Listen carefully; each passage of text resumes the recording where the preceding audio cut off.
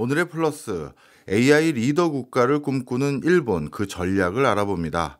서병수 애널리스트 모셨습니다. 어서 오세요. 예, 안녕하세요. 예, 올해 들어서 글로벌 AI CEO들의 발걸음이 점점 더 일본을 향하는 것 같은 예. 느낌을 많이 받습니다. 그만큼 일본과 AI 발전에 대해서 논의하는 것도 많고 뭔가 같이 꿍꿍이를 꾸미고 있는 것 같은데 어떤 CEO들이 방문했고 어떤 내용들이 논의됐는지 정리 좀 해주세요. 예, 가장 대표적인 게 뭐 AI 하면은 역시 엔비디아 그리고 예. 또 거기에 CEO인 젠슨왕이 가장 대표적인 분이죠. 근데 지금 엔비디아 젠슨왕 CEO가 지난 4월 21일 그러니까 진짜 불과 며칠 전이죠. 일본을 방문해서 그것도 일본 총리 대신 관저에 직접 방문해서 이시바 총리하고 면담을 했습니다. 그리고 이 자리에서 젠슨왕 대표는 인공지능의 진화 그리고 국제 협조의 강조를 얘기하고 특히 이제 또 엔비디아가 최근 강조하는 로보틱스 기술과 결합된 피지컬 AI에 대해서 설명을 했거든요. 네. 근데 여기서 이제 일본이 아무래도 제조업의 강점을 가지고 있기 때문에 피지컬 AI 쪽에서 중요하다. 그리고 일본 AI 시장이 확대될 거다라고 얘기를 했고 이러한 자리에서 지금 블룸버그 보도에 따르면은 일본 내 AI 수요가 크게 늘어야 되는데 그러려면은 전력 생산 확대를 해야 되는 거 아니냐. 그래서 일본이 좀 정부 차원에서 이걸 좀 적극적으로 늘려달라라는 요청을 했다라는 기사가 있습니다. 네. 사실 뭐 잘 아시다시피 젠슨왕은 최근에 뭐 미국과 중국의 패권 정쟁의 중심에 있고 그래서 4월 17일 날 중국 베이징도 방문하고 지금 되게 미중 간에서 교류를 하면서 조율하느라 되게 바쁘실 것 같은데 네. 그런 분이 지금 굳이 일본에 그것도 총리 관저에 직접 가서 미팅을 했다고 하는 거는 되게 의미가 있다고 보거든요. 예. 더군다나 이 자리에서 또 소소하게 이슈가 된 것 중에 하나가 원래 이제 이렇게 딱 트레이드 마크인 검은색 가죽 자켓 입으시잖아요. 네. 근데 정말 정장 차림으로 딱 등장해가지고 와 이게 또 화제가 되기도 했습니다. 예. 그리고 이 자리에서 일본의 이시바 총리는 생성형 AI는 굉장히 혁신적인 기술이고 법개정 같은 걸 통해서 일본이 세계에서 가장 AI 개발이 쉬운 나라가 되게 하겠다라고 코멘트를 했거든요. 네. 근데 이제 요게 이제 단순히 이제 젠슨왕 한 건으로만 제가 볼 수 없다라고 보는 게 젠슨왕 대표가 사실은 요거 하기 전인 4월 17일 날은 중국을 방문했었거든요. 예. 근데 그 4월 17일 그 중국 방문한 시기에 AMD의 리사수 대표가 또 일본 총리 관저를 방문해서 거기서 또 이시바 총리를 만났습니다. 그러니까 사실은 엔비디아 다음으로 그래도 AI 가속기 하면 AMD고 리사수 박사님도 유명하신 분인데 네. 여기서도 이제 또 이시바 총리가 얘기했던 거는 AI 개발을 쉬운 나라로 하겠다. 그리고 일본과 미국과의 협력이 필수적이다. 그리고 그런 것들과 관련돼서 AMD가 좀 긴밀하게 관계를 맺고 투자를 해줬으면 좋겠다 했고 리사수 대표도 일본 관계부처도 협력을 강화하겠다라고 했습니다. 그리고 아마 뉴스를 좀 보신 분들이라면은 지난 2월 3일 날 오픈 AI의 그 샘 알트만이 일본 방문했던 것도 기억하실 겁니다. 네. 사실 그때는 뭐 총리 관저 면담까지 했던 건 아니지만 그리고 또 이제 한국, 인도를 포함해서 아시아 투어의 일환이긴 했거든요. 근데 이제 첫 스타트를 일본에서 했고 거기서 이제 소프트뱅크 손정희 회장을 만나가지고 단순히 기술 공개를 넘어서서 전략적 파트너십 그리고 인프라 구축을 위해서 합작법인이나 자기들 에이전트 AI 관련된 크리스탈 에이전트 공개 그리고 스타게이트 프로젝트 확대 이런 것들 했고 도쿄대에서 강연을 할 때 또 온라인으로 생중계를 해서 되게 핫 이슈가 됐거든요. 예. 근데 이제 사실 그거 하루 뒤에 한국을 방문을 했는데 예. 그때 이제 방문했을 때는 카카오하고의 이제 전략적 제휴 얘기는 했지만 내용 자체가 구체적이지 않았고 예. 그 뒤로 이제 이재용 회장님이나 최태형 회장님 회동 그리고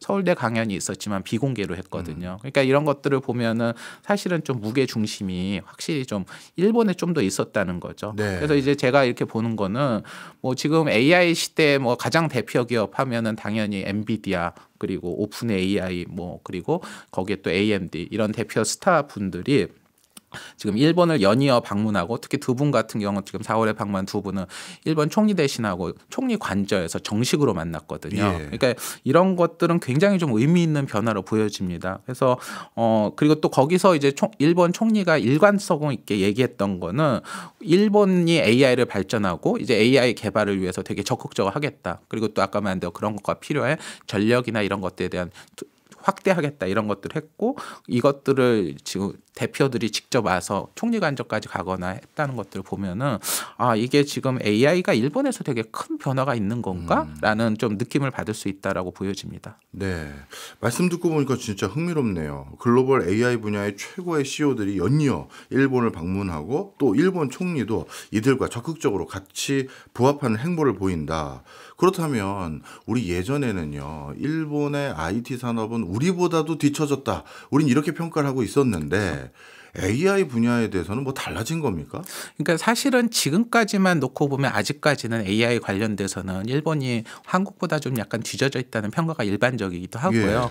이게 실제로 이제 그런 것들을 평가를 할 때 국가별 AI 경쟁력을 평가할 때 가장 많이 언급되는 게 스탠포드 인간 중심 AI라는 연구소가 있거든요. 거기서 이제 매년 이제 글로벌 AI 활력 순위라는 걸 발표하는데 가장 최근에 나온 게 2024년 11월에 발표한 겁니다. 근데 거기에 따르면은 일본을 9위로 평가를 했거든요. 근데 자, 그러면 이제 한국은 몇 위 이제 관심이 됐을 텐데 어차피 뭐 1위야 미국일 테니까요. 한국이 7위입니다. 그러면 이제 한국보다 좀 떨어지는 거죠. 그렇네요. 예, 더군다나 직전 연도에 5위였다가 추락을 했어요. 우리나라는요? 아니요. 일본이 5위였다가 오히려 9위로 떨어졌어요. 그러니까 이것만 놓고 보면 역시 일본은 안 돼 뭐 이렇게 볼 수 있고요. 그리고 일본 총무성 자료를 가보면 홈페이지에 그 AR 랭킹이라는 데를 통해 가지고 자료를 받아서 국가별 이제 그 AI 순위를 따지는데 자기들이 이제 2023년이 가장 최근 데이터인데 국가별 순위에서 일본이 12위다. 근데 이제 거기 보면 한국이 8위로 나오거든요. 일본 내부의 집계도 우리가 더 높네요. 네, 그렇죠. 그러니까 이제 전반적으로 보기에는 일본이 한국보다는 좀 떨어지고 사실은 AI 쪽에서 10이라고 하는 거는 상위 업체하고 중간하고의 갭이 엄청 크잖아요. 우리도 뭐 8이니 7이니 하더라도 사실 뭐 미국과 중국과의 갭은 엄청나게 큰 거니까요. 그러니까 이제 사실은 굉장히 낮은 수준인 거죠. 그리고 이제 보통 이제 일본 AI를 얘기를 할 때 가장 특이한 것 중에 하나가 사람들이 AI 채택률이 되게 낮다라고 얘기를 합니다. 지금 뭐 사실 한국 같은 경우에도 이제 챗GPT 되게 많이들 쓰시잖아요. 그리고 직장 내에서 챗GPT 해주면 다들 많이 쓰고 하는데 지금 노무라 종합연구소라는 데가 있는데 여기가 2024년 8월에 이제 설문조사한 것 따르면 전체 생성형 AI를 실제 쓰는 비중은 9%밖에 안 된다고 합니다. 그리고 이제 기업들의 AI 도입 때도 잘 못 쓰고 AI 다룰 인재도 부족하다라고 하기 때문에 전반적인 측면에서만 놓고 보면은 일본은 아직 AI가 좀 떨어지는 거다라는 게 사실 객관적인 평가이긴 맞긴 하거든요.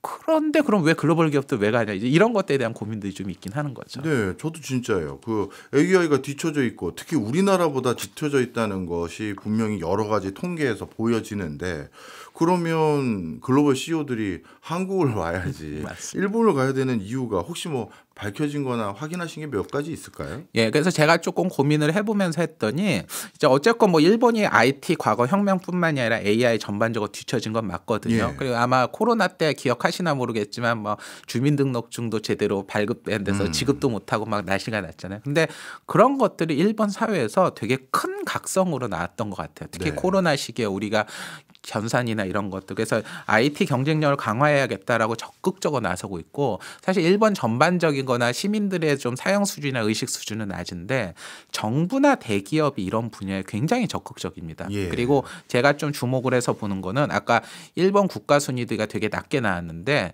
인프라 측면에서 항목을 놓고 보면 3위권이에요. 그 얘기는 뭐냐면 이제 미국, 중국 다음이 일본이라고 하는 거거든요. 근데 실제로 일본이 최근 들어서 AI 인프라 구축에 굉장히 적극적입니다. 그래서 저희가 사실은 손에 잡힌 경제제가 11월 달에 방송했었을 때 일본 데이터 센터 관련돼서 좀 방송을 한 적이 있거든요. 기억납니다. 근데 그때 보면은 데이터 센터 규모에서 미국 다음으로 큰 나라고 성장성 측면에서도 2027년까지 10% 이상 연평균 성장할 정도 되게 분위기가 좋다라고 말씀드렸고 그 당시에 이제 글로벌 데이터 센터 기업들이 전부 다 일본 투자를 발표한 게 또 했었거든요. 근데 이런 기초 인프라가 튼튼하다 보니까 어떻게 보면은 AI가 이제 발전하겠다 했을 때 좀 더 나오기가 좋은 거죠. 그리고 이제 사실은 그 일본 민간 기업들도 최근 들어서 특히 대기업들 중심으로 AI 채택에 대해서 굉장히 적극적입니다. 아까 오픈 AI가 이제 일본 방문했을 때 소프트뱅크랑 합작법인 만든 다음에 이제 결국은 그 AI를 소프트뱅크하고 합작해서 하는 그 소프트웨어를 쓰는 게 대기업들이잖아요. 예. 그래서 대기업들 CEO들을 불러다 놓고 이벤트를 했는데 그 자리에 모인 CEO급이 일본 GDP의 약 50%를 차지하는 주요 기업들 회사들이 왔다라고 손정혜 회장이 자랑처럼 얘기를 했고 네. 거기에 나왔던 CEO들이 굉장히 적극적인 자세들이 되게 인상적으로 나왔습니다. 그러니까 우리가 뒤처진 거는 일본 내부에서도 인정. 그런데 정부하고 대기업들이 굉장히 적극적으로 나서고 있다라고 나오고 있고요. 그리고 네. 이제 이런 것들이 생각보다 좀 더 가능성이 있고 성공할 가능성이 있다라는 게 단순히 일본만이 아니라 일본 외부에서도 좀 그런 시각들이 점점 확산되고 있는 것 같아요. 그래요? 예, 그래서 이제 그거를 이제 뭐 미국이나 일본보다는 좀 더 중립적인 데들이 어디 있을까 제가 데이터를 찾아보니까 이번 달 1일 사실 저는 이 기사가 되게 인상적인데 4월 1일 날 스위스에 있는 독일어 일간지인 예. 노이의 취로 차이퉁 저도 처음 보는 언론사긴 한데 여기서 일본과 관련되는 기사가 나온 게 있습니다. 예. 그래서 이 기사 내용이 이 기사를 보면 일본이 AI 분야에서 이제 성공할 수 있을까?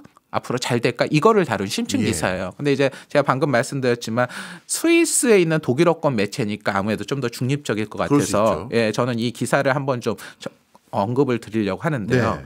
일본이 과연 AI 분야에서 성공할 수 있을까에 대한 4가지 이유를 제시합니다. 네. 근데 첫 번째가 뭐냐면 AI와 관련돼서 장기적 산업 정책이 잘 구축이 돼 있다. 이게 그리고 또 체계적으로 잘 진행이 되고 있다는 걸 첫 번째 지적합니다. 네. 여기 이제 보면은 독일의 AI 연구원인 덴켈이라는 분의 말을 통해서 인용을 하는데 일본은 AI 데이터 센터를 설립하기 위한 구체적인 계획을 수립하고 있고 정책 위반자들이 이 계획을 달성하는 데 필요로 한 전력 공급에 대한 것들까지도 진지하게 고민을 하고 있다. 그리고 일본 정부는 반도체와 AI 산업에 하나로 104조 원 이상의 자금을 지원하기로 했고 민간 기업도 막대한 투자를 하고 있다. 그리고 실제로 올해 2월 달에 신에너지 전략이라고 하는 에너지 정책을 새로 발표를 한 것 같아요. 네. 근데 여기 보면은 재생에너지도 늘리지만 그동안 이제 저희 원전의 그 사고가 있어서 원전에 대한 저항감이 큰데 네. 원전도 다시 재가동한다. 그래서 원전의 비중을 현재 10%에서 2040년까지 20% 이상 늘린다라고 했다고 합니다. 그리고 이 가장 핵심은 AI라는 거죠. 그래서 네. 이런 식으로 움직이고 있는 게 첫 번째고요. 그러니까 첫 번째 요소는 장기적인 플랜 안에 차근차근 움직이고 있다. 이거 예, 그리고 그게 실제로 액션이 취해지고 있다는 취해지고 있다. 거죠. 예. 예. 그리고 두 번째는 뭐냐면 일본이 유럽과 미국 사이에 좋은 지점이 있다. 이런 얘기를 해요. 어떤 지점인가요? 예, 그러니까 뭐냐면은 미국은 지금 AI와 관련돼서 기술 우선주의 뭐 다 나와 하는데 이제 사실 AI라고 하는 게 여러 문제점들이 있잖아요. 그러니까 적절한 규제가 필요하다는 게 작년까지만 해도 되게 대세였거든요. 근데 유럽은 규제를 너무 과하게 하다 보니까 제대로 된 기업들이 안 나온다는 거예요. 네. 그런데 적절한 규제와 자율성이라거나 지원이라는 그 중간에 적절한 교차점에서 일본이 포지션되어 있는 게 아니냐. 그리고 일본은 최근에 유럽보다는 규제가 덜하지만 또 나름대로 처벌을 잘 하고 있고 그래서 균형점을 잘 조화하고 있는 게 일본이 가지고 있는 매력이다. 예. 그래서 글로벌 기업들이 일본을 찾는다라고 얘기를 하고 있습니다. 예. 그리고 세 번째로 얘기될 게 사실 저는 이 부분을 가장 무섭고 중요하게 봤는데요. 일본의 기존의 첨단 산업 강점들이 AI하고 응용 발전하는데 상당히 유리하다. 이런 얘기를 합니다. 그래요. 예, 그러니까 과거에는 저희가 AI 하면은 온라인 상에서만 뭔가를 했는데 최근에 아까 피지컬 AI도 얘기하고 자율주행도 얘기하지만 우리가 실물에서의 뭔가의 결합이 중요하잖아요. 네. 근데 이제 그런 거를 하려면은 반도체나 뭐 전력기기나 자동화 시스템이나 로봇이나 자동차나 이런 것들과 접목이 돼야 되는데 일본은 한때 전자 반도체 컴퓨터 제조업체들을 직접 가지고 있었고요. 네. 지금도 자동차 산업용 로봇 공장 자동화 관련돼서 글로벌 핵심 기업들이 있고 그리고 이제 그런 기업들이 전통적인 AI는 아니지만 그런 로봇을 가동하는 자체적인 머신러닝 같은 과거의 그런 자동화 시스템과 관련된 소프트웨어 기술들도 활용을 했었고 얼굴 인식이나 디지털 카메라 같은 자동 초점 같은 분야에서도 세계를 선도하고 있고 그리고 그러한 공장 제조업과 관련되는 전문적인 데이터들이 굉장히 풍부하다. 그리고 최근에 일본이 자신들의 약점인 소프트웨어 분야에서도 대규모 LLM 모델을 뭐 12개 이상 만들 정도로 되게 적극적으로 나서고 있다. 거기에 이제 소프트뱅크라든가 4대 통신사라든가 메이저 기업들이 나서고 있기 때문에 네. 이런 것들을 자국의 강점하고 결합시키려는 작업들이 나오고 있고 그런 것들에 대한 우위들이 여전히 강점이 있기 때문에 앞으로 나오는 AI 시대에는 일본을 주목해야 된다라는 겁니다. 네. 그리고 마지막으로 네 번째가 일본 시장의 AI 잠재력이 되게 크다라고 얘기를 하는데요. 일본은 사실은 제조업이 있기 때문에 앞으로 AI와 제조업을 결합을 하는 데에 가장 최적의 위치에 있고 그런데 이제 미국 대비했을 때 그동안 AI가 더딘 거는 네. 뒤집어 말하면 앞으로 잠재력이 더 있다는 거죠. 예. 그래서 여기서 언급하는 것 중에 이제 일본 AI 협의회 마츠오 유타카 의장이라는 분인데 이분이 이제 일본의 디지털 전체 잠재 시장 규모가 얼마나 되냐라고 할 때 독일의 4배, 중국의 3분의 2, 어휴. 그리고 미국의 37% 정도 된다. 예. 그리고 이거에 대해서 적극적으로 지금 나서고 있다. 이런 얘기를 합니다. 그러면은 지금 최근에 미중 패권 전쟁 관련돼서 엔비디아가 나는 이제 미국, 중국에 못 나가는 거 아니야 이런 얘기하는데 극단적으로 중국이 다 사라진다 하더라도 네. 그거의 3분의 2 이상을 일본에서만도 일본에서. 벌충할 수 있다는 거죠. 그러니까 이런 것들이 이제 엔비디아 젠슨 황이나 이런 분들이 일본을 방문한 이유가 아닌가라고 판단이 됩니다. 네. 말씀을 쭉 듣고 보니까요. 전 세계적으로 지금 일본의 AI 산업의 주목도를 높이는 이유들 중에 상당 부분이 정부가 직접적이고 아주 중추적인 역할을 하고 있네요. 방금 말씀 주신 것 중에 하나가 장기적인 산업정책 아래 플랜을 짜고 실행을 하고 있다. 그 얘기해 주셨고 그리고 규제도 말씀 주셨는데 너무 유럽처럼 엄격하지도 않고 그렇다고 미국처럼 너무 자유분방하지도 않은 적정선을 잘 유지하면서 육성하고 있다는 말씀을 주셨고 이런 거 다 정부가 기반이 돼야 되잖아요. 그렇다면 궁금한 게 우리나라도 사실 AI에 대해서 육성하겠다는 건 다들 공감하지만 이 육성하려는 과정에서 여러 가지 문제가 있잖아요. 뭐 예. 개인 정보 보호도 있을 거고 데이터와 관련된 이슈도 있고 기존 산업과의 충돌도 있을 텐데 우리는 그거 걱정을 하는데 일본 정부는 걱정을 안 하는 겁니까? 어떻게 이렇게 적극적으로 움직이죠? 그러니까 최근에 이제 일본 정부와 관련돼서 이제 보면은 사실 아까 이제 AI 규제와 관련돼서도요. 예. 관심이 있으신 분들은 최근 몇 년간 큰 흐름이 있었습니다. 그러니까 사실은 작년 초까지만 해도 규제를 중심으로 하는 유럽 쪽 분위기들이 되게 대세였거든요. 예. 근데 이제 트럼프 정부라든가 미중 패권 전쟁이 되면서 경쟁력 강화해야 되는데 좀 더 집중해야 된가 하는 변화들이 있었어요. 그러니까 그러한 규제라든가 방향들도 되게 지금 빠르게 AI 기술도 빠르게 바뀌지만 되게 빨리 대응을 해야 되는 거죠. 근데 지금 최근 들어서 이제 일본의 행보를 보게 되면은 그러한 변화에 좀 민감하게 대응한다라는 느낌을 받습니다. 네. 그게 이제 구체적으로 말씀드리면 그 요번에 지금 4월 달에 중의원에서 AI 법안이 통과가 하나 된 게 있어요. 예. 근데 이제 요 법안은 2025년 2월 달에 일본 내각부 산하에 AI 제도 연구소라는 데가 있는데 여기가 2월 달까지 뭔가의 그런 AI와 관련되는 것도 어떻게 할 건가 중간 취합한 내용들을 해서 4월에 이제 중의원에 제출이 됐거든요. 네. 근데 이제 요 내용이 나오기 전에 그러면 일본의 그런 AI 정책은 어땠냐라고 하면 작년 상반기에 자민당하고 일본 내각부 AI 전략팀에서 백서를 발행한 게 있습니다. 예. 근데 그 당시의 내용을 보게 되면은 그 당시가 이제 한창 유럽의 AI 규제가 핫했던 때라서 AI 규제책을 어떻게 강화할 건가 이런 내용들이 메인이었거든요. 근데 이번에 지금 4월에 중의원에 제출된 그 내용들을 보게 되면은 지금 AI에 대해서 규제보다는 예. 혁신을 저해하지 않게 진흥하는 쪽으로 방향이 좀 더 틀어졌습니다. 그렇군요. 예, 그러니까 그런 것들을 민감하게 대응하는 게 인상적인 거죠. 그래서 요번에 그 내용들을 좀 몇 개 간단히 말씀드리면 예. AI와 관련돼서 포괄적인 AI 규제를 부과하지 않고 AI라는 건 기존 산업 내에 있던 거에서 AI가 더해지는 측면이 있으니까 네. 기존 분야별 법규에서 의존하는 부분별 접근 방식을 유지한다. 네. 그리고 AI와 관련돼서는 기업이 자발적으로 안전성과 투명성을 개선하게 한다. 그리고 이와 관련돼서 벌칙 조항을 이번 법안에는 넣지 않는다. 그러니까 이게 딱 듣는 순간에 기업이 자율적으로 하고 전체 포괄 규제 안 하고 기존에 했던 법에서 좀 더 하고 이런 거 그러니까 육성적인 얘기잖아요. 예. 그리고 이제 그럼에도 이제 기업들은 AI와 관련돼서 정부와 협력해야 되는 의무화 조항을 넣고 그리고 인권 침해가 됐을 때는 공개를 한다. 이 내용은 있긴 합니다. 근데 네. 이제 이런 식으로 육성하는데 이제 또 하나의 또 제가 중요하게 본 거는 여기에 태스크포스 팀을 하나 만들 것을 강제화시키는데 네. 이 태스크포스 팀의 최고 수장은 일본 총리고요. 일본의 모든 내각 장관들이 전부 다 참여하게 됩니다. 예. 그럼 이 태스크포스 팀 뭘 하냐? 기술 개발에 대한 투자 확대 방안 그리고 이와 관련되는 이슈 논의를 해서 AI와 관련된 국가 기본 계획을 수립하는 게 이 태스크포스의 목적이다라고 얘기를 하고 있어요. 네. 그래서 이제 이런 것들을 보게 되면 일본의 그러한 AI 기술의 변화도 빨리 대응하지만 규제와 관련돼서 되게 일본이 적극적으로 움직이고 있다. 그리고 이런 흐름은 전 세계적으로 놓고 봤을 때 트럼프 정부가 취임을 하면서 AI 관련된 규제 완화가 확산이 되고 있는데 네. 이러한 것들을 빨리 반응하고 있다라고 보여집니다.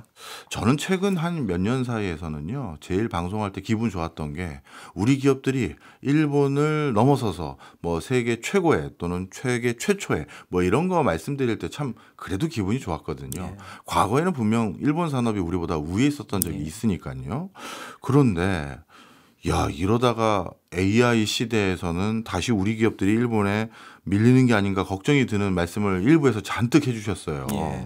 근데 일본 정부, 원래 일본 정부도 참 안전지향적이고 꼼꼼하다 보니까 느려 터졌다는 평가도 받았던 게 일본 정부인데 이렇게 적극적인 행보를 보이는 건 아마 일본 기업들이 좀 바꿔주세요, 어떻게 해주세요라는 이런 홀들을 계속 보냈기 때문에 한 게 아닌가 싶은데 지금 현재 일본 기업들의 AI를 기반으로 가장 적극적인 행보를 보이는 기업들 또는 수혜를 보이는 기업들 어디입니까? 그러니까 이제 사실은 한국에서도 SK 하이닉스 같은 기업이나 현대 일렉트릭 같은 기업들이 되게 실적이 좋아지고 AI로 큰 수혜를 보고 있잖아요. 근데 이제 지금 일본에서도 그런 기업들이 당연히 있겠죠. 근데 이제 제가 인상적으로 보는 거는 그게 단순히 소수의 기업이 아니라 일본 증시나 지금 일본 기업 실적 전반을 다 주도한다라는 기사들이 최근에 나오고 있어요. 그러니까 2025년 1월 10일 날 교토통신 말 기사에 따르면은 지금 일본의 주요 증권사들의 실적을 집계를 했는데 거기는 이제 3월 말 결산 법인이지 않습니까? 그럼 올해 3월 말 결산이 되는 일본 상장 기업들의 세전이익이 전년 동기 대비 6에서 7% 정도 증가를 하는데 증가하는 원인의 가장 큰 요인 중에 하나가 반도체 관련 기업들을 포함한 전기나 정밀 분야에서의 성장의 핵심이다. 그리고 이들이 이렇게 큰 성장을 한 데는 AI 때문이다. 라고 언급을 하고 있어요. 실제로 관심 있으신 분들은 아시겠지만 디스코라든가 어드반테스트 같은 AI 분야의 장비 분야에서 메이저 기업들은 지금 주가는 최근에 좀 많이 좀 조정을 받긴 했지만 지금 실적들은 굉장히 잘 나오고 있으면서 어닝 서프라이즈를 기록하고 있거든요. 그리고 이런 비슷한 기사가 2월 8일 날 니케이 신문에서도 일본 제조업이 AI 호황으로 인해서 회복세에 들어서고 있다. 그래서 2024년 4월부터 2024년 12월까지의 실적을 집계를 했더니 전년 동기 대비 전체 제조업의 8% 이상의 순이익이 증가했는데 이 중에 상당수가 이제 AI의 수혜다라고 얘기를 합니다. 그래서 이런 얘기를 드리면 아니 무슨 뭐 일본이 AI 기업이 뭐가 있다고 AI로 제조업체들이 돈을 벌어 이런 생각을 하실 수 있잖아요. 근데 이와 관련돼서 좀 재밌는 게 4월 17일 그러니까 이제 불과 며칠 안 된 거죠. 그 영국의 파이낸셜 타임즈 뉴스가 일본이 글로벌 AI 분야에서 예상 밖의 승자를 맞이하다라는 기사를 하나 올린 게 있습니다. 이 기사를 제가 언급드리려 하는데 일본의 전통적인 제조 기업들이 AI를 가능하게 하는 물리적 인프라 분야에서 새로운 성장을 모색하고 있다. 이런 내용을 언급하고 있어요. 그래서 이게 뭔 소리지? 라고 봤더니 사례로 든 것 중에 하나가 일본 전산을 다룹니다. 사실 한국에서 이제 예전에 관심 있던 분들은 일본 전산을 소개하는 책도 많이 있었는데 일본 전산이라는 회사가 어떤 회사냐면 전 세계에서 초소형 모터를 가장 잘 만드는 회사입니다. 그래가지고 예를 들어서 하드디스크에 들어가는 아주 초소형 모터라든가 뭐 전자, 스마트폰이나 자동차에 들어가는 굉장히 초소형 모터 이런 거 분야에서 세계 최강자거든요. 근데 이제 이 회사가 사실은 최근에 상황이 안 좋았습니다. 특히 이제 전기차, 중국 전기차 구동 모터 이런 쪽에 집중했다가 사실 재작년에 되게 경쟁 심화도 됐고 전기차 시장도 둔화돼서 되게 안 좋았거든요. 그런데 지금 2025년 3월 말로 마감되는 그러니까 우리로 말하면 작년 실적 플러스 3월 달 이 정도 되는 실적에서 굉장히 어닝 서프라이즈를 기록했거든요. 근데 이제 왜 이렇게 니들 좋아졌니?라고 했더니 그 데이터 센터 안에서도 최근에 이제 막 GPU 과열되다 보니까 뭔가 냉각을 시켜야 되잖아요. 그렇겠죠. 그런 그 냉각을 시키는 냉각을 하는데 순행식을 할 때 그걸 돌려주는 모터나 모듈이 필요한 거예요. 근데 이제 그게 단순 모터뿐만이 아니라 그런 냉각 순행식 모듈이라든가 데이터 센터 내에서 뭔가를 가동시키는 그런 솔루션 분야에서 굉장히 숫자가 좋게 나온 겁니다. 그래서 회사가 재작년까지만 하더라도 중국 전기차 구동 모터를 포함한 거를 투자의 메인으로 놨다가 네. 이번에 회장님이 새로 나오셔서 이제 우리 앞으로 데이터 센터와 관련되는 것들을 우리의 투자의 중심으로 두고 네. 각종 솔루션을 투자하겠다 이렇게 얘기를 했거든요. 예. 그리고 여기 기사 보면은 냉각 팬이나 전원 공급 시스템을 공급하던 싸녀전기라는 데가 있는데 여기도 지금 이런 데이터 센터와 관련돼서 큰 수혜를 봤다. 네. 그리고 저희 이제 뭐 삼성전기 경쟁사로 많이 언급되는 자동차용 MLCC 관련되는 무라타 그리고 전력 분야 관련되는 히타치 이런 기업들도 지금 AI 인프라 구축과 관련돼서 큰 수혜를 봤다 이 얘기를 합니다. 네. 그래서 이제 보면은 일본이 고가 정밀 기기라든가 부품 이런 데서 되게 경쟁력이 강하잖아요. 예. 그리고 이 시장은 약간 마이너한 시장이었는데 데이터 센터는 무조건 성능만 좋게 하면 비싸도 지금 사는 구조잖아요. 네. 그리고 데이터 센터라고 하는 게 전기나 전자제품을 기반으로 하기 때문에 이러한 고가 시장과 관련돼서 일본 메이저 기업들이 생각보다 큰 수혜를 지금 보고 있는 겁니다. 네, 이해했습니다. 일본이 원래 소재, 부품, 기계장치 분야에서는 아주 우수한 기업들이 많은데 그들이 가지고 있는 이런 여러 뭐 부품류든 이런 것들이 데이터 센터에도 대폭 활용되기 시작했고 그게 새로운 성장의 모멘텀이 되고 있었던 거군요. 네. 그러면 한동안 반도체 섹터에서는 일본이 밀려가지고 설계도 그렇고 생산해서 이제 일본은 경쟁력 없다 이런 소리 들었는데 혹시 반도체 분야에서도 변화가 있나요?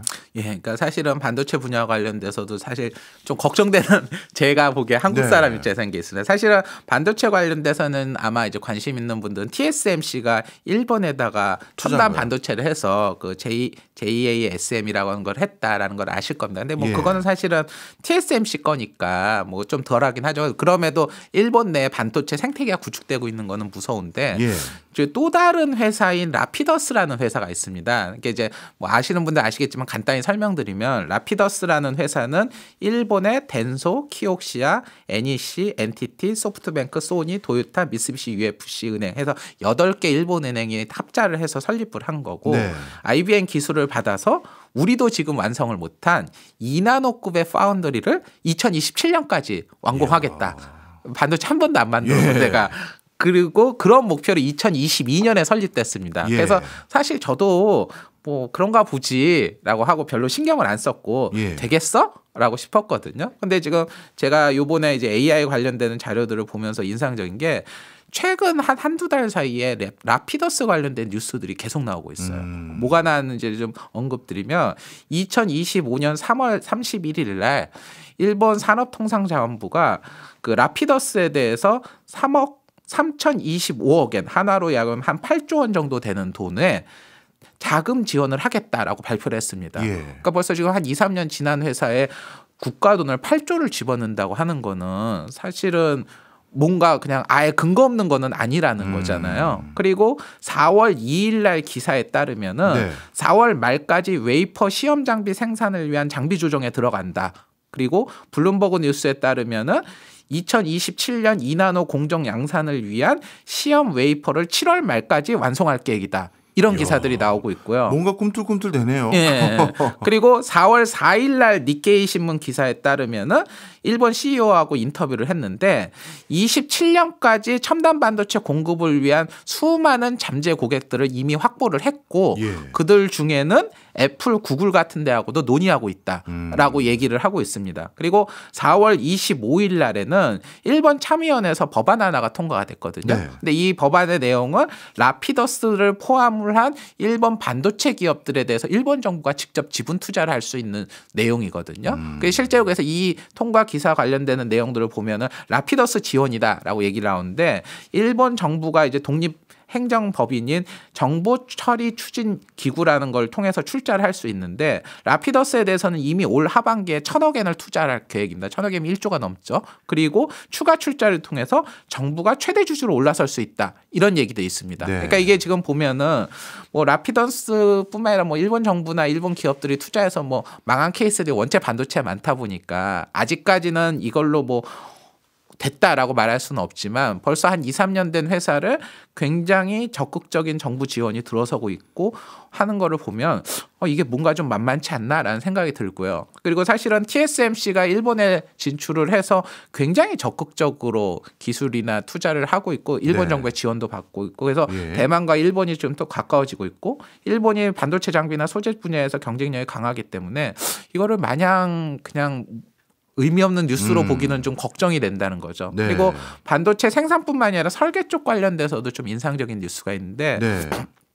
소프트뱅크 그룹이 3월 17일 날 반도체 설계 회사인 암페어 컴퓨팅을 35억 달러, 하나로 하면 9.4조 원에 인수를 했거든요. 예. 근데 이제 소프트뱅크라고 하는 거는 당연히 암홀딩스라고 하는 굉장히 그 반도체 설계와 관련된 핵심 기업을 가지고 있고 2024년에는 AI 가속기를 개발하는 영국의 그래프코라는 회사를 또 5억 달러에 인수하기도 했거든요. 네. 그리고 소프트뱅크가 최근 오픈AI하고 지금 협력을 하고 있는데 오픈AI가 한때 반도체 생산을 고려했고 아까 말씀드린 라피더스의 8개의 주주사 중에 하나가 소프트뱅크입니다. 예. 그러니까 이제 이러한 소프트뱅크가 반도체 설계 그리고 그걸 기반으로 한 거를 라피더스에서 생산 그리고 관련되는 데이터의 활용과 AI 활용을 오픈AI의 협력 이런 것들에 대한 그림들이 뭔가 구축이 되는 거예요. 그래서 반도체 하드웨어 설계 분야와 관련돼서도 마냥 일본을 무시할 수는 없는 상황이지 않나라는 것들이 최근에 좀 뉴스들이 나오고 있습니다. 그렇네요. AI 시대를 우리가 맞이하면서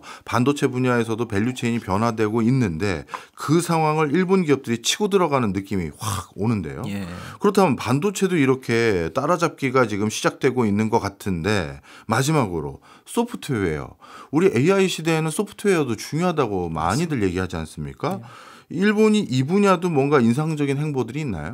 그러니까 사실은 아직까지는 일본의 소프트웨어 기업들이 객관적으로 보기에 네. 두드러지기한 부분은 없습니다. 뭐 중국 같은 경우는 뭐 딥시크 관련되는 회사도 많이 들어지고 예. 뭐 미국은 뭐 얘기할 것도 없지 않습니까? 근데 이제 많이들 아까 앞에서 기사 그 스위스 기사에서도 나왔지만 네. 일본이 그러면 소프트웨어에 대한 역량이 없느냐에 대해서는 좀 다시 봐야 된다는 거 얘기가 나옵니다. 왜냐하면은 일본은 그동안 자동화기라든가 각종 것들을 내재화되는 소프트웨어들을 계속했거든요. 그게 네. 이제 AI용 소프트웨어 첨단 AI 소프트웨어는 아니지만 소프트웨어 역량이 없는 건 아니다. 그래서 이런 회사들이 이제 자동화 솔루션 가동하는데 했었고 일본은 금융회사나 이런 것들에 대한 소프트웨어를 대부분 자체 조달을 많이 하거든요. 네. 근데 이게 시장이 상당히 큽니다. 그래서 제가 일본의 소프트웨어 기업들 보면은 일본 매출 규모들이 꽤 나오는 것들을 보게 되거든요. 예. 그리고 지금 제가 일본 기업들을 보면서 느낀 것 중에 하나가 20-30년 전부터 일본 기업들은 해외 진출을 되게 많이 했습니다. 그래서 제가 좀 이따 설명을 드릴 NTT라는 우리로 하면 KT 같은 통신회사 밑에 있는 SI 소프트웨어 회사 있는데 이 회사 같은 경우는 2024년 3월만 사업연도 기준으로 전체 매출의 60%가 해외에서 발생합니다. 그러니까 우리로 말하면은 삼성 SDS나 뭐 LG CNS 같은 회사인데 이런 회사가 전체 매출의 60% 이상이 해외에서 나오거든요. 예. 이거는 지난 20-30년간 해외 기업들의 M&A나 이런 것들을 되게 많이 했다는 얘기예요. 그렇네요. 근데 이제 이런 기업들을 로서 이제 많이 언급되는 게 일본의 대기업인 NTT, NEC, 후지츠, 소프트뱅크 이런 기업들이 소프트웨어와 관련돼서 강력하고 기업용 솔루션 구축이나 이런 게 강점인데 최근에 이들 기업들이 모두 다 생성형 AI 도입을 굉장히 적극적으로 나서고 있고요. 네. 이것들을 실제 사업에 적용을 하면서 이들 기업들이 전부 지금 최근 분기에 다 어닝 서프라이즈를 기록하고 있습니다. 그래서 이제 지금 이런 기업들이 자체 LLM이나 AI 역량 강화하고 있는데 이게 이제 여기서 끝나는 게 아니라 미국이나 글로벌 기업들과의 협업을 통해서 경쟁력 강화하는 게 보이고요. 저희가 소프트뱅크하고 오픈AI의 협력은 대충 아시겠는데 네. 최근에 이제 또 나온 기사 중에 하나가 뭐냐면 4월 달에 나온 기사인데 아까 NTT 계열의 그 SI 업체 NTT 데이터가 5월 1일부터 오픈AI하고 협력을 해서 AI 에이전트하고 챗GPT 엔터프라이즈양 소프트웨어를 제공하는 전략적 파트너십을 체결을 했고요. 예. 이게 이제 지금 당장은 일본에서만 집중을 하지만 아까 말씀드린 NTT 데이터가 글로벌 기업이기 때문에 유럽, 북미, 아시아 태평양으로 확장을 해서 생성형 AI 에이전트를 개발한다는 계획입니다. 그러니까 사실은 소프트뱅크도 그렇고 NTT 데이터도 그렇고 이런 기업들은 기업들과 실제 뭔가 사업적으로 하면서 이런 것들을 모니타이즈하거나 최적화시킬 수 있는데 네. 오픈 AI는 AI 역량은 강하지만 그런 기업들 간의 네트워크라든가 이걸 최적화시키는 역량은 약하잖아요. 그렇겠죠. 그 중간 단계에 일본 기업과 지금 협업에 오픈 AI가 같이 가면서 하나의 연합군을 만드는 게 아닌가라는 생각이 최근에 많이 듭니다. 그리고 우리가 전통적으로 하는 그 AI와 관련되는 그 스타트업 기업들 있지 않습니까? 그런 기업들이 지금 일본에서도 지금 막 나오고 있어요. 야, 이것도 놀랍네요. 지금까지 말씀 주신 회사들이 전부 일본에 내놓으라 하는 회사들이기 때문에 일본 기업이 가지고 있는 고질적인 문제점, 경직성 이런 것들은 극복하지 못했나 보다 하려고 했는데 스타트업 기업들이. 그러니까 이제 저도 요번에 이제 조사를 하면서 이런 게 있었어 하는데 뭐 예를 들어서 지금 많이 언급되는 회사 중에 하나가 프레퍼드 네트워크스라는 회사가 있고요. 그 사카나 AI라는 기업이 있습니다. 근데 이제 그러니까 프레퍼드 레퍼런스 네트워크스라는 회사는 2014년에 설립된 회사인데요. 도쿄대 출신의 분들이 이제 설립을 했습니다. 근데 여기는 이제 뭐냐면은 네트워크 엣지, 그러니까 이제 끝단에 있는 기기들과 관련되는 것과 관련되는 AI 학습 이런 쪽의 데이터 처리 이런 거 관련된 기업인데 여기가 이미 도요타 자동차, 파나 일본 국립암센터 이런 데들하고 협업을 해서 지금 프로젝트 작업들을 진행하고 있거든요. 그래서 일본에서도 꽤 대표적인 기업으로 많이 언급이 되고 있고요. 그래서 사카나 AI라고 하는 기업은 2023년에 설립된 기업인데 여기는 인상적인 게 구글의 개발자분들이 설립을 했고요. 그중에 그 데이비드 하라는 분도 있지만 그 라이언 존슨이라고 하는 이분은 딱 이름만 들어도 실제로 미국 분이거든요. 이런 분이 미국의 AI 회사를 안 차리고 일본에다 차렸어요. 그래서 이제 물어봤죠. 아니 왜 일본에다가 AI 회사를 차리셨어요? 라고 했더니 전 세계 AI 축은 미국과 중국이다. 그럼 중간에 어디에 있냐? 일본이 있다. 그럼 뭐 어떻게 보면 일본이 양쪽에 볼 수 있는 지정학적인 위치가 될 수도 있다. 그리고 경제적으로 일본이 앞으로 기술 개발을 계속 강화를 해야 되고 AI 육성해야 되기 때문에 일본은 최적화된 곳이다라고 평가를 하고 있고요. 이분들은 당연히 뭐 아시겠지만 구글에서 나오신 되게 기술 개발자들이 회사 차렸다면은 막 다 엄청 가치가 있잖아요. 그렇죠. 창업 1년 만에 기업 가치 11억 달러로 평가를 받으면서 일본 역사상 가장 빠른 유니콘 기업이 됐고 그래서 이 회사는 지금 2025년 2월 2일 날 블룸버그 유튜브에서도 소개가 됐습니다. 관심 있으신 분들 한번 보시면 되거든요. 그 이들 이외에도 뭐 아베자라든가 립마인드라든가 하카쿠스라든가 유비 같은 저도 자세히는 모르지만 굉장히 다양한 AI 스타트업들이 나오면서 지금 AI의 생태계들을 최근에 풍부하게 하고 있다라는 평가를 받고 있습니다. 지금까지 일본의 AI 산업 생태계를 쭉 설명해 주신 내용을 정리를 해보면요. 정부는 적극적이고 장기적인 그리고 체계적인 지원을 계속해 하고 있고 그 과정에서 일본의 소부장 기업뿐만 아니라 신규 반도체 기업들까지 가시적인 성과를 내고 있다. 그런데 이런 하드웨어적인 분야뿐만 아니라 소프트웨어 분야 그리고 큰 회사들뿐만 아니라 이제 일본의 스타트업들도 주목해야 될 기업이 늘고 있다. 이것만 해도 막강한 것 같은데 혹시 아직까지 설명 안 해주신 추가적인 분야도 있을까요? 사실 제가 굉장히 주목하는 분야 중에 하나가 방위산업 분야입니다. 방위산업까지요? 왜냐하면은 이제 최근 들어서 미중 패권 전쟁이라는 게 경제적인 걸 넘어서서 사실 군사적인 부분들도 있고 대만과의 이런 거가 아니다 하더라도 미국과 일본 간의 지금 군사적 협력이 되게 강화가 되고 있고요.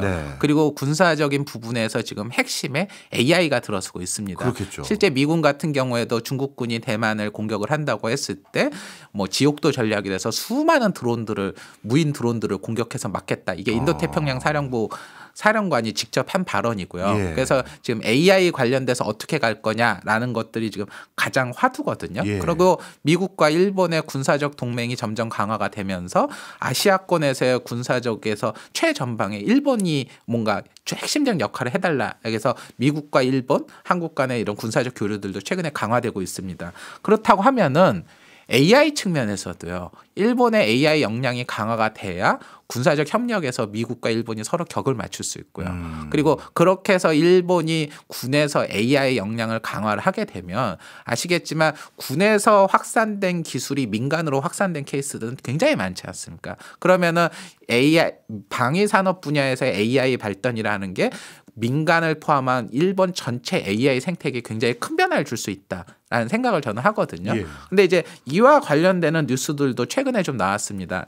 그 2025년 3월 14일, 그러니까 지난달이죠. 니케이 신문에서 그 굉장히 유명한 팔란티어의 CEO인 알렉스 카프하고 인터뷰를 했어요. 예. 그래서 그게 이제 내용이 나왔는데 거기 내용에 따르면은 알렉스 카프가 미국과 일본의 방위 시스템이 인공지능을 활용한 파트너십을 신속하게 추진해야 된다. 그리고 기술 기업들은 워싱턴과 협력해야 되고 일본의 하드웨어를 공급하고 미국의 소프트웨어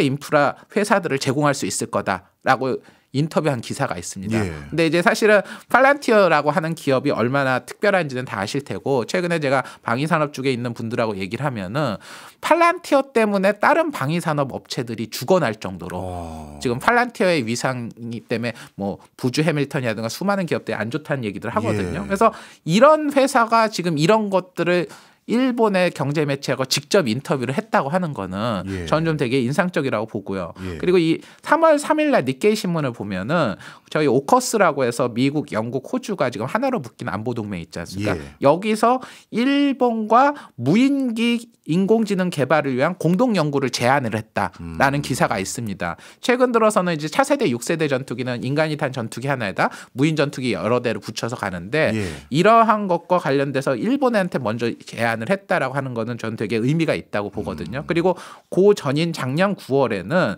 해상 자율 시스템과 관련돼서 일본 기술과 같이 개발하자고 오커스 쪽에서 제안을 했다라는 예. 기사도 있습니다. 그래서 저는 이제 이런 내용들을 보게 되면은 지금 이제 오커스 특히 미국, 영국, 호주를 중심하는 이 서방 핵심 국가들이 일본과의 군사적 협력을 강화하고 있다.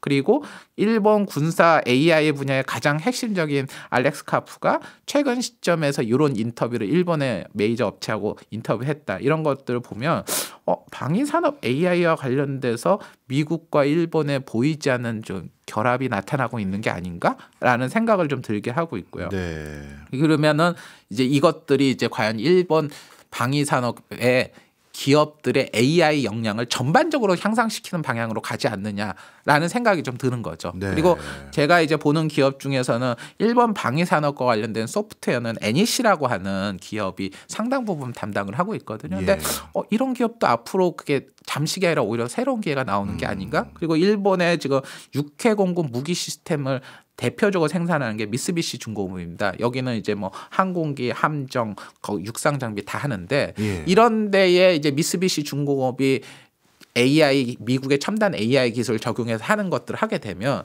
민간 쪽에서의 자율주행 선박이라든가 뭐 자율주행 항공기라든가 육상 이런 것들 하는 데서도 확장을 될 수 있는 게 아닌가. 그래서 관련되는 기업들이 전반적인 AI 역량의 성장 그리고 이게 일본의 AI 발전하고도 연관되는 게 아닌가. 그리고 일본의 AI 발전이 미국을 포함한 글로벌 안보 전략의 일환이라고 놓고 보면은 지금 보여지는 것보다 더 훨씬 더 커지는 게 아닌가? 이런 생각을 좀 최근에 하게 됐습니다.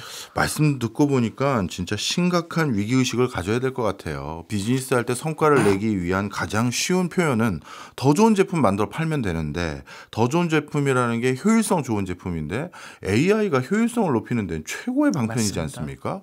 근데 그 AI는 또 범용 기술이니 지금까지 열거해 주신 국방까지 모든 분야에 이 AI를 적극적으로 활용하고 있는 일본. 당연히 산업적인 경쟁 우위가 더 있어지는 것 같아요. 그래서 그런지 저도 생각나는 게 우리나라 뭐 서울대라든가 일부 스타트업 그 창업 동아리 팀들 가끔 만나러 연락을 해보면 주사무소가 한국이 아니라 일본이에요. 아, 그런 경우 많습니까? 그래서 제가 물어봤거든요. 그랬더니 여기가 더 창업 활동하기가 더 편해서요라고 하더라고요. 이거는 진짜 우리가 다시 한번 위기의식을 느껴야 되는 게 아닌가 이런 생각이 듭니다. 뭐 우리 위원님께서 투자뿐만 아니라 오늘은 우리 국가 경쟁력에 대해서도 좋은 해안을 주시는 것 같네요. 지금까지 서병수 애널리스트였습니다. 고맙습니다. 감사합니다.